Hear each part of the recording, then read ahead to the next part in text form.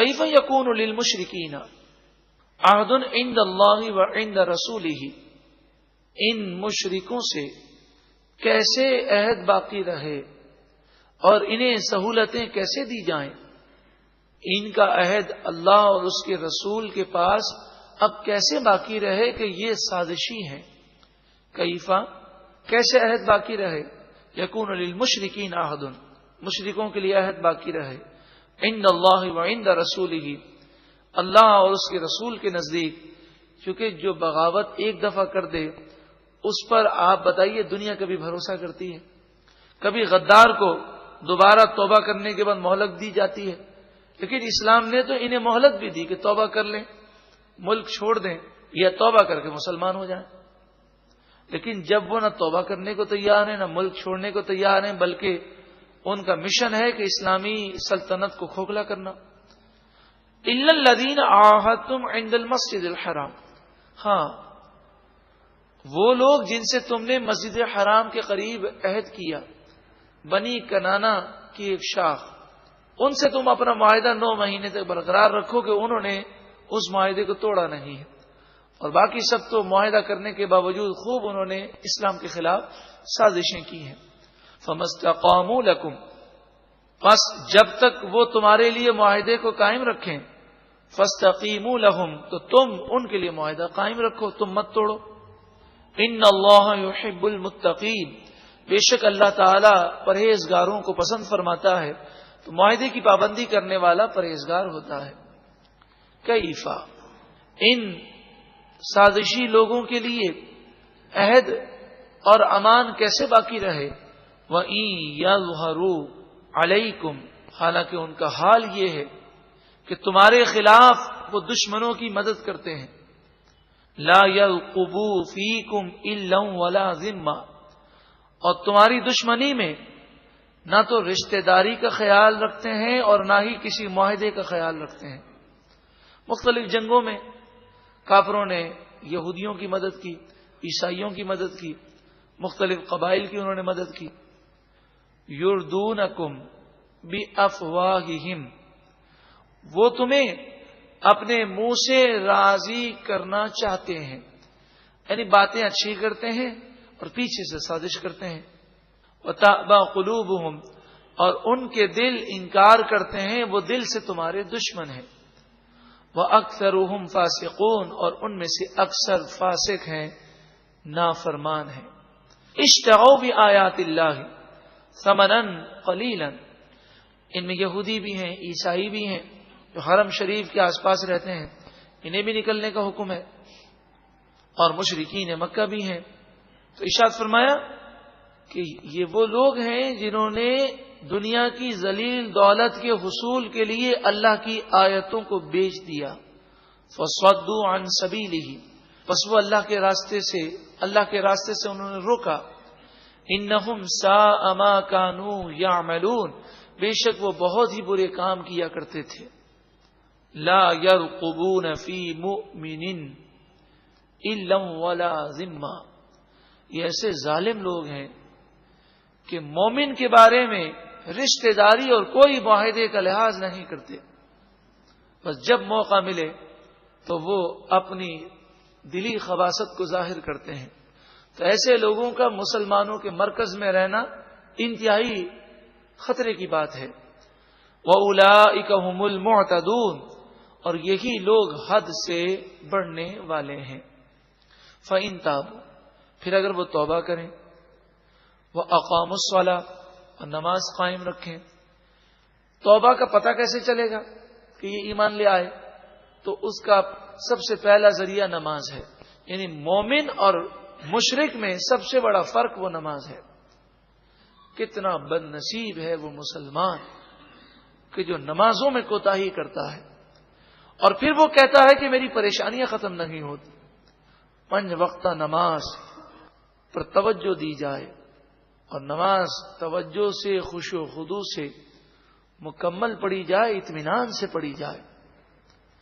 جہاں ہم کھانے کے لیے کتنا وقت دیتے ہیں، جہاں ہم کاروبار کے لیے اپنا کتنا وقت دیتے ہیں، تو اللہ کی عبادت میں ہم وقت دیں تو پوری توجہ سے دیں، انشاءاللہ دونوں جہاں میں بیڑا پار ہو جائے گا۔ وآتوا الزکاۃ، اور وہ زکات دیں، فإخوانکم فی الدین، بس وہ تمہارے دینی بھائی ہیں، اب تم انہیں قتل نہیں کر سکتے۔ وَنُفَصِّلُ الْآيَاتِ، صرف قتل نہیں کر سکتے یہی نہیں بلکہ تمہارے دینی بھائی ہیں، یعنی اب ان پر کوئی لعنت ملامت بھی نہیں کی جا سکتی۔ بلکہ یہاں تو یہ فضیلت ہے کہ اگر کوئی کافر ایمان لے آئے تو تمام صغیرہ و کبیرہ گناہ معاف ہو جاتے ہیں، اور وہ ایسا گناہوں سے پاک ہوتا ہے جیسے آج دنیا میں آیا ہے۔ وَنُفَصِّلُ الْآيَاتِ، اور ہم آیتوں کو کھول کھول کر بیان کرتے ہیں، لِقَوْمٍ يَعْلَمُونَ، اس قوم کے لیے جو جانتی ہے۔ وَإِن نَكَثُوا أَيْمَانَهُمْ مِن بَعْدِ عَهْدِهِمْ، اور اگر وہ معاہدہ کرنے کے بعد اپنے معاہدے کو توڑ دیں، وَطَعَنُوا فِي دِينِكُمْ، ایمان لانے کے باوجود تمہیں دین میں تانا دیں، دین پر اعتراضات کریں، تو معلوم ہو جائے گا کہ یہ منافق ہے۔ فَقَاتِلُوا أَئِمَّةَ الْكُفْرِ، پس تم کافروں کے سرداروں کو قتل کر دو، یعنی ان کے بڑے لوگوں کی گردنیں اڑاؤ تاکہ کسی کی ایسی نفاق کی جرت نہ ہو۔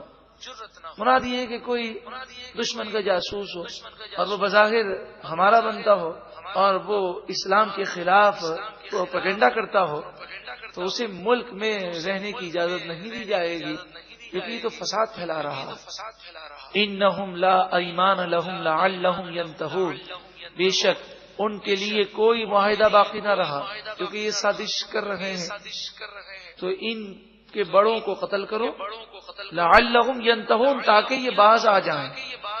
الا تقاتلون قوما نکثوا ایمانہم، اے مسلمانوں کیا تم اس قوم کو قتل نہیں کرو گے جنہوں نے اپنے عہد کو توڑ دیا، وَهَمُّوا بِإِخْرَاجِ الرَّسُولِ، اور اسلام کے خلاف ایسی غداری اور ایسی بغاوتیں کی ہیں کہ انہوں نے رسول اللہ صلی اللہ علیہ وسلم کو مکہ مکرمہ سے نکالنے کی کوشش کی اور ہجرت پر مجبور کیا۔ وَهُمْ بَدَؤُوكُمْ أَوَّلَ مَرَّةٍ، اور جو انہوں نے معاہدے کو توڑا ہے، جو سازشیں کی ہیں، یہ سب ان کی طرف سے پہلے ہوا ہے۔ وَهُمْ، اور وہ بَدَؤُوكُمْ أَوَّلَ مَرَّةٍ، شروع ہی سے تمہارے خلاف ابتدا کرنے والے ہیں، تو ابتدا ان کی طرف سے ہوئی ہے، تم تو اپنی سیفٹی کے لیے کام کر رہے ہو۔ أَتَخْشَوْنَهُمْ، کیا تم ان سے ڈرتے ہو؟ مطلب آپ سمجھے کہ کسی ملک پر کوئی دشمن کی فوج جو قبضہ کر لے، پھر وہاں کے لوگ جو ہے اس دشمن کی فوج کو خودکش حملوں سے اڑائیں، تو کہا جائے جناب یہ دہشت گرد ہے، تو کتنی بڑی بے وقوفی ہوگی۔ جیسے فلسطین اسرائیلی ریاست جو بنائی گئی ہے، یہ ناجائز ریاست، مسلمانوں کی سرزمین پر قبضہ کر کے بنایا گیا۔ اب اس ریاست کے خلاف چھوٹے چھوٹے بچے اگر غلیل سے پتھر ماریں یا وہ خودکش حملہ کریں تو یہ فلسطینیوں کو دہشت گرد کہتے ہیں۔ آزادی کی جد و جہد اور اپنا حق حاصل کرنے کے لیے یہ کوشش کر رہے ہیں، تو ظلم کی ابتدا تو ظالموں کی طرف سے ہوئی، وہ تو مظلوم ہے، اپنا حق مانگ رہے ہیں۔ اتخشونہم، کیا تم ان سے ڈرتے ہو؟ فاللہ احق ان تخشوہ ان کنتم مؤمنین، اگر تم مومن ہو تو اللہ تعالی سے تمہیں ڈرنا چاہیے۔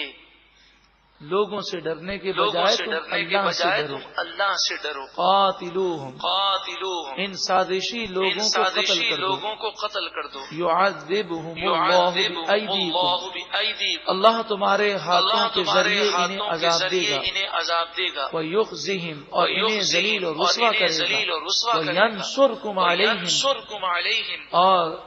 ان کے خلاف تمہاری مدد فرمائے گا یشفی صدور قوم مؤمنین اور مومن قوم کے سینوں کو اللہ شفا عطا فرمائے گا یعنی ان کے رنج اور غم دور ہو جائیں گے وَيُذْهِبْ غَيْظَ قُلُوبِهِمْ اور دلوں کے افسوس اللہ تعالیٰ دور کر دے گا جب مسلمانوں کو فتح ہوگی تو پچھلے زخم مسلمانوں کے ٹھیک ہو جائیں گے مسلمانوں کا اور درد دور ہو جائے گا وَيَتُوبُ اللَّهُ عَلَىٰ مَن يَشَاءُ اللہ تعالیٰ جس کی چاہے گا توبہ قبول فرمائے گا واللہ علیم حکیم علم والا حکمت والا ہے ام حسبتم ان تترکوا کیا تم یہ گمان کرتے ہو کہ چھوڑ دیے جاؤ گے تمہارا امتحان اور